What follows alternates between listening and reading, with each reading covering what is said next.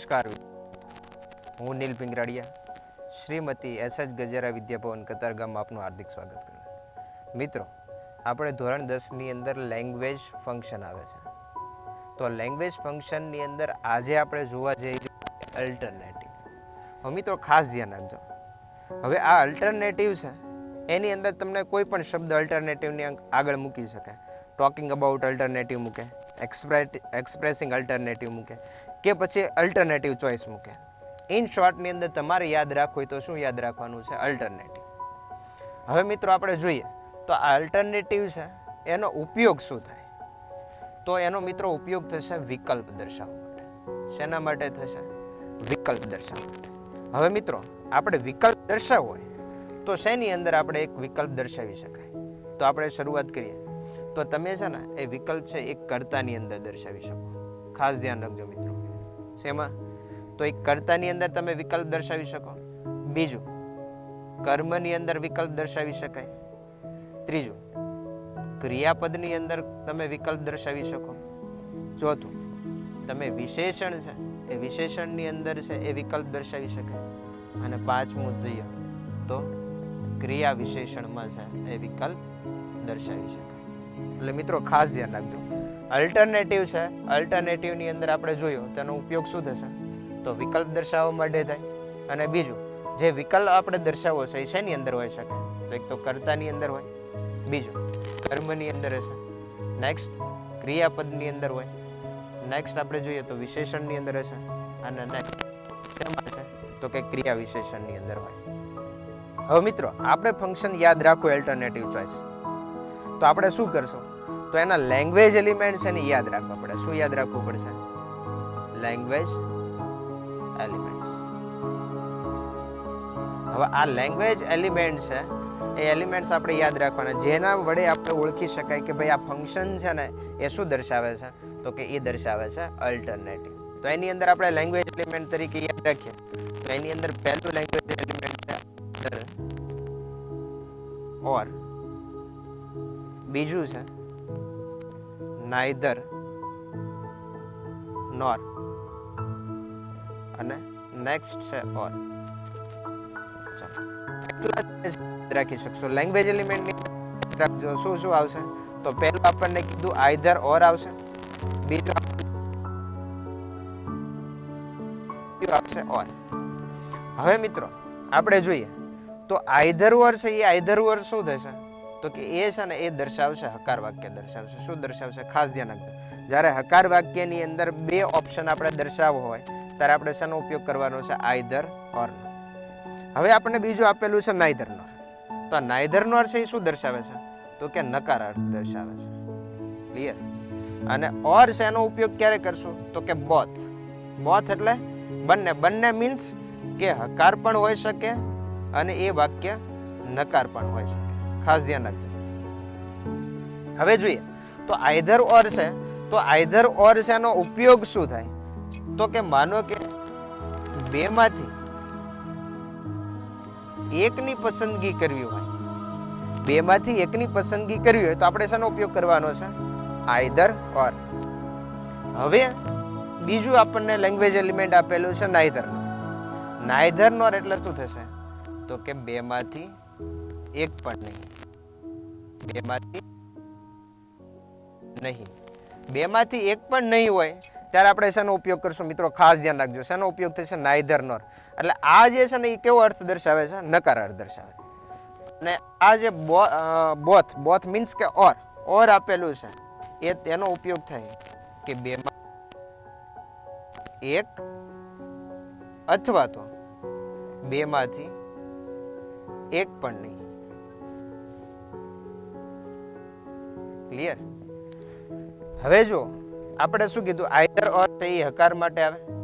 એનો ઉપયોગ શું થાય? તો કે બેમાંથી એક ઓપ્શન હોય. નાઇધર નો ઉપયોગ નકાર માટે થાય અને એનો અર્થ થાય બેમાંથી એક પણ નહીં. આપણને આપેલું છે નેક્સ્ટ ઓર. તો એ ઓર છે એ બોથ એટલે કે બંનેમાં આવે. એ હકારમાં પણ આવે અને નકારમાં આવે. તો એનો મતલબ થાય કે બેમાંથી એક અથવા તો બેમાંથી એક પણ નહીં. હવે મિત્રો આપણે જોવું છે કે તમે જે છે એ કોઈ પણ ઓપ્શન મૂકશો. વિકલ્પ આપણને કીધો છે ને, તો એ વિકલ્પ શેની અંદર કીધું? કર્તા, કર્મ, ક્રિયાપદ, વિશેષણ અને ક્રિયા વિશેષણ. તો હવે આપણે વિકલ્પ ક્યાં મૂકવાનો છે? તો આઈધર તમને આપેલું છે, તો આઈધર પછી શું મૂકવાનું? વિકલ્પ નંબર 1. અને ઓર પછી શું મૂકવાનું છે? વિકલ્પ નંબર 2. મિત્રો ખાસ ધ્યાન રાખજો. હવે વિકલ્પ 1 તરીકે માનો કે તમે કર્તા લીધો છે, તો વિકલ્પ 1 છે એ કર્તા આવશે અને વિકલ્પ 2 છે એ કર્તા આવશે. એટલે ખાસ ધ્યાન રાખજો, બે ની અંદર કર્તા જ લેવાનું છે. કર્મ લીધો તો બે માં કર્મ. પછી એમ ન થાય કે પહેલા વિકલ્પની અંદર કર્તા લીધું ને બીજામાં કર્મ લીધું, એમ નહીં.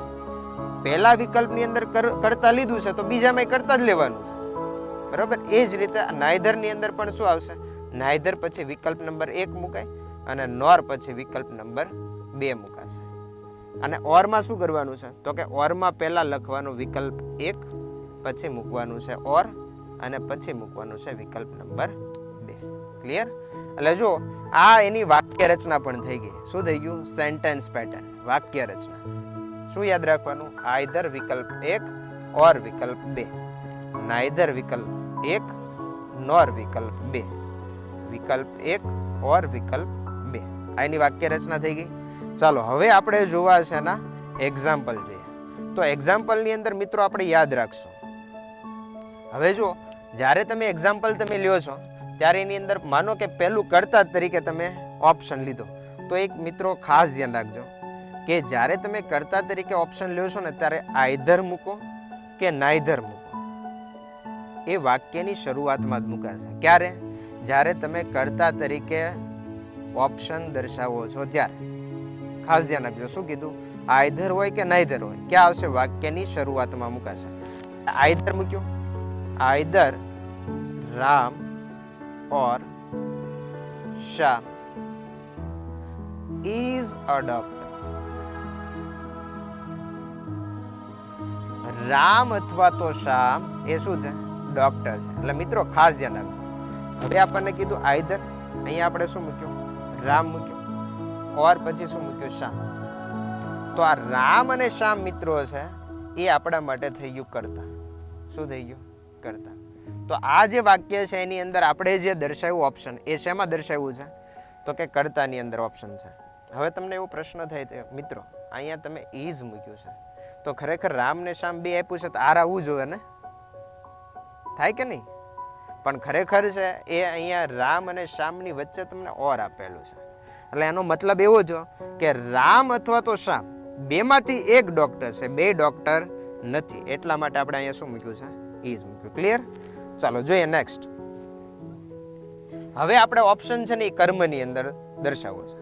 તો હું આ રીતે વાક્ય બનાવી શકું કે Ram is either a doctor or a teacher. ખાસ ધ્યાન રાખજો. શું કીધું? Ram is either a doctor or a teacher. ચાલો શું છે? તો એક આપણને કીધું આ ડોક્ટર છે, બીજું આપણને શું કીધું? ટીચર છે. એટલે ખાસ ધ્યાન રાખજો, જે તમને ઓપ્શન છે એ મળ્યો ઓપ્શન આઈધર પછી ડોક્ટર ઓર પછી ટીચર, તો આ જે બે શબ્દો છે એ થાય કર્મ. શું થશે? કર્મ. ક્લિયર? તો જે આ બીજા વાક્યની અંદર આપણે જે દર્શાવ્યું છે એ શું દર્શાવ્યું છે? તો એ દર્શાવ્યું છે આપણે કર્મ.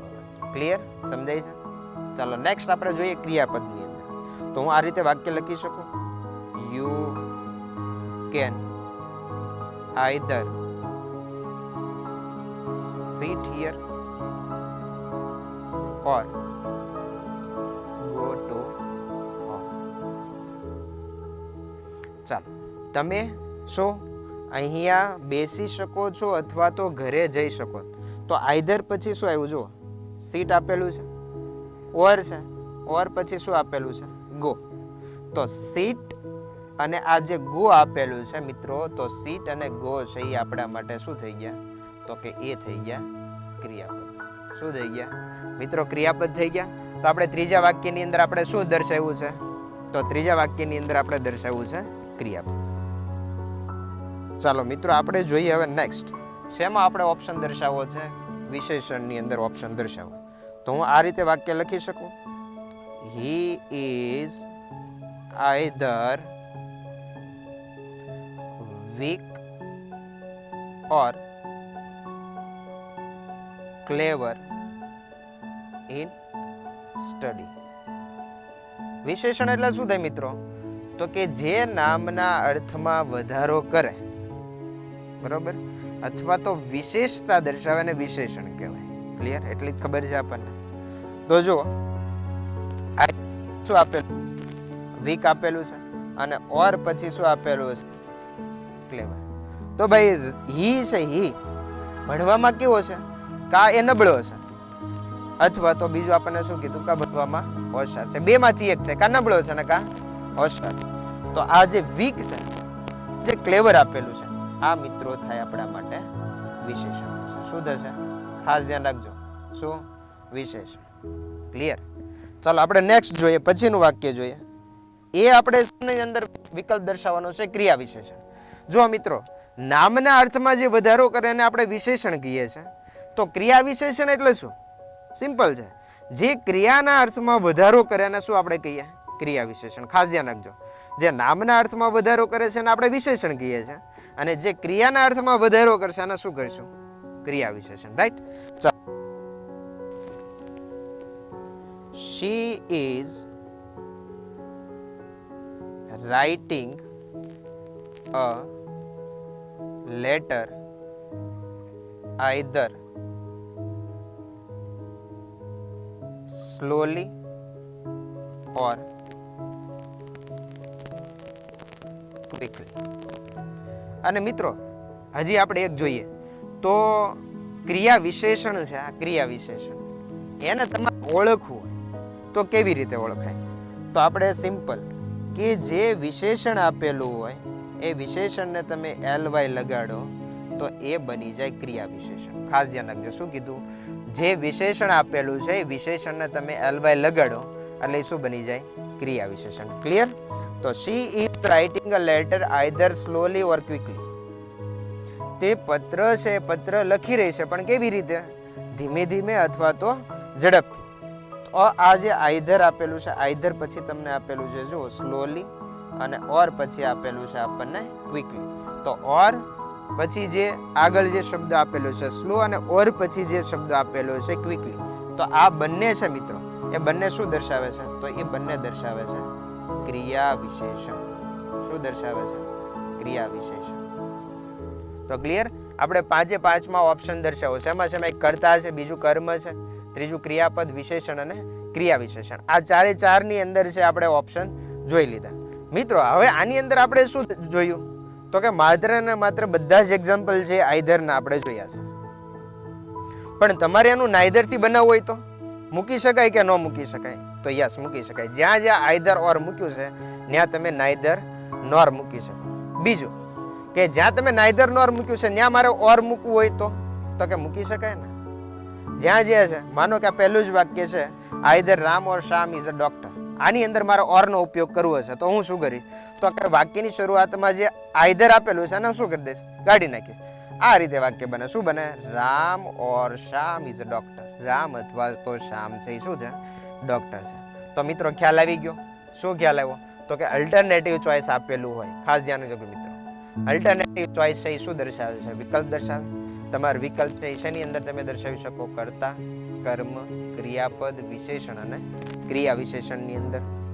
બીજું આપણે ખાસ ધ્યાન રાખવાનું છે કે આ ફંક્શન છે આપણે યાદ રાખવું હોય તો એના લેંગ્વેજ એલિમેન્ટ છે એ તમારે યાદ રાખવા પડે.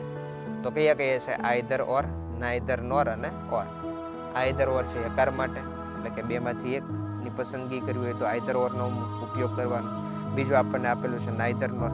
નાઈધર નોર છે એ નકાર દર્શાવે છે, બેમાંથી એક પણ નહીં, ત્યારે આપણે ઉપયોગ કરશું નાઈધર નોરનો. અને ઓર છે બંને માટે આવે, એ હકાર માટે પણ હોઈ શકે અને વાક્ય છે એ નકાર માટે પણ હોઈ શકે. ક્લિયર? બધાને આ ફંક્શન છે એ આવડી ગયું છે. ધન્યવાદ.